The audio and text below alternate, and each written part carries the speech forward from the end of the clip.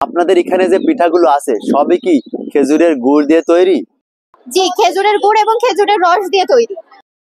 এখানে কি কি পিঠা আছে আমাদের যদি বলতেন। এখানে ওই যে চুষি পিঠা আছে, ভিজনা পিঠা আছে যেটাকে বলে চিতই ভিজনা, রসে ভেজা পিঠা, তারপরে শুকনা চিতই পিঠা আছে, এটা ফুলঝুরি পিঠা আছে, ওখানে ডিজাইন নকশি পিঠা আছে, পাকন পিঠা আছে, এখানে পাটিসাপটা আছে, এখানে ভাজা পুলি আছে। পাটিসাপটা পিঠা ওটা কি গুড় দিয়ে তৈরি? জি জি, অবশ্যই অবশ্যই। এখানে যে কয়টা পিঠা আছে সবগুলোর ভিতরে গুড় নয়তো খেজুরের রস ব্যবহৃত আছে, সমস্যা নাই।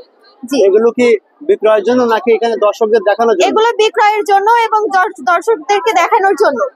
না দেখাইলে তো আর বিক্রি হবে না। এগুলো সবগুলোই হোমমেড। স্বাগত সুধী মণ্ডলী, আমরা দেখতে পাচ্ছি গেটের সামনে আমাদের সেই আকর্ষণ মিডিয়া ব্যক্তিত্ব জনাব শাইখ সিরাজ, তার জন্য জোরে করতালি হবে। বাংলাদেশের জনপ্রিয় জননন্দিত শাইখ সিরাজ গুড়ের মেলায় প্রধান আকর্ষণ হিসেবে উপস্থিত ছিলেন। বাংলাদেশের এই জনপ্রিয় কৃষিবিদ শাইখ সিরাজ গুড় মেলা ঘুরে ঘুরে দেখেন, পরিশেষে গুড় পরখ করে দেখেন এবং যশোরের গুড়ের অনেক প্রশংসাও করেন।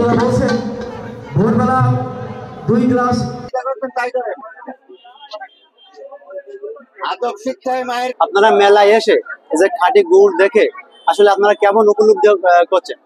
এখানকার যে গুড়গুলো দেখছি মোটামুটি ভালো মানের গুড় এখানে আসছে।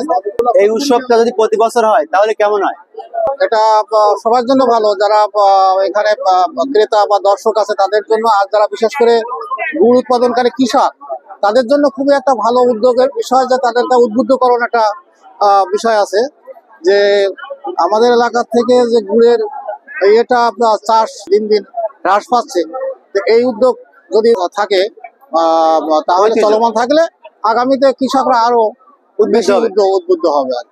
আর চিনাছি নাকি ওরে শোন, যখন কোনো টেলিভিশন ছিল না কারোর বাড়ি, মাত্র ইউনিয়ন পরিষদে একটা টেলিভিশন ছিল সাদা কালো, আমি প্রায় সন্ধ্যেবেলা যেতাম, যে দেখতাম এই লোকটাই মাঠ ঘাট আগান বাগান চষে বেড়াইতো, এই চাষিদের কত রকম পরামর্শ দিত, কি লাগালি ভালো হবে।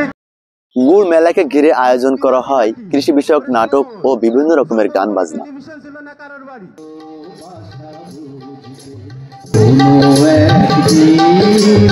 আমায় তুমি বুঝবে সেই দিন